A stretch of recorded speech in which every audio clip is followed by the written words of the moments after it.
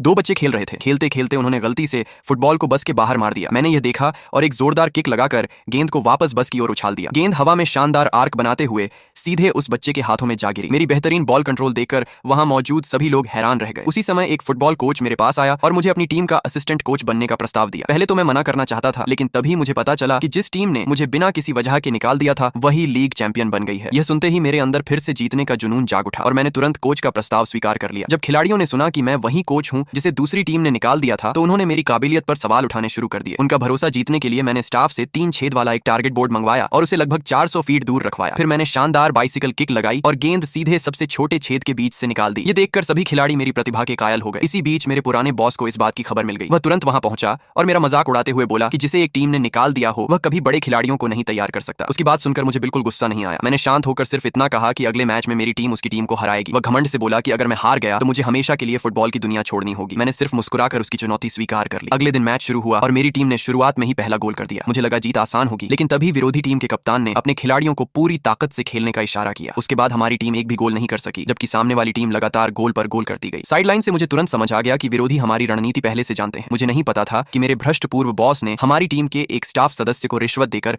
हमारी पूरी रणनीति लीक करवा दी थी। स्थिति को समझते ही मैंने तुरंत अपनी रणनीति बदल दी। मैंने खिलाड़ियों से कहा कि अब वही खास रणनीति अपनाओ जिसकी हमने गुप्त रूप से तैयारी की थी। दूसरे हाफ की शुरुआत होते ही टीम ने अपना असली खेल दिखाना शुरू कर दिया। उन्होंने लगातार गोल किए और स्कोर का अंतर तेजी से कम कर दिया, लेकिन विरोधी टीम जानबूझकर फाउल करने लगी। सबसे बुरी बात यह थी कि रेफरी सब कुछ देखकर भी अनदेखा कर रहा था और सीटी नहीं बजा रहा था। इसका फायदा उठाकर विरोधी टीम ने फिर से बढ़त बना ली। आखिरकार एक खतरनाक फाउल में हमारा एक खिलाड़ी घायल हो गया। तभी रेफरी ने मैच रोकने के लिए सीटी बजाई। जब घायल खिलाड़ी को मैदान से बाहर ले जाया गया तब हमारी मुश्किल और बढ़ गई। हमारे पास कोई सब्स्टिट्यूट खिलाड़ी नहीं था और दूसरे हाफ में सिर्फ 9 मिनट बाकी थे। जीतने के लिए हमें 5 और गोल करने थे। विरोधी टीम के ताने और अपने खिलाड़ियों के टूटे हुए हौसले देखकर मैंने एक बड़ा फैसला लिया। मैंने खुद मैदान में उतरने का निर्णय किया। आखिरी कुछ मिनटों में 5 गोल करना लगभग नामुमकिन था। यहाँ तक कि कमेंटेटर भी मान चुके थे कि विरोधी टीम की जीत तय है। जैसे ही मैं मैदान में उतरा, मैंने अपनी हैरत अंगेज छलांग लगाने की क्षमता और शानदार खेल का प्रदर्शन किया। मैं बिजली की रफ्तार से मैदान में दौड़ता हुआ आसानी से सभी डिफेंडरों को पार करता गया। ये देखकर विरोधी टीम ने अपने सभी खिलाड़ियों को मुझे रोकने का आदेश दिया। चारों तरफ से घिर जाने के बावजूद